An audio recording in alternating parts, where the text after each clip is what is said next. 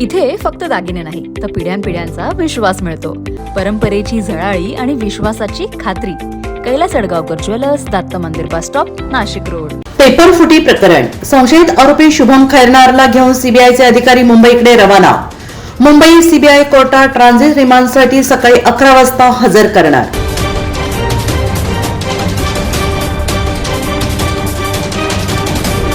मुंबईहून transit remand घेऊन सीबीआयचे अधिकारी संशयित आरोपीला दिल्लीला घेऊन जाणार.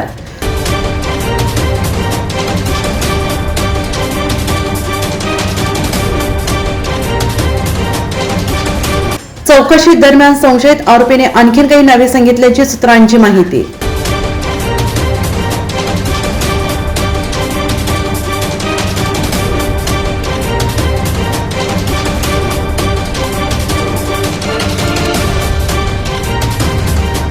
नाशिकमधील आणखी काही जणांना अटक होण्याची शक्यता. तर अनेक क्लासचे चालक देखील सीबीआयच्या रडारवर. एनसी युनिव्हर्सिटी, रोहनदानी, नाशिक.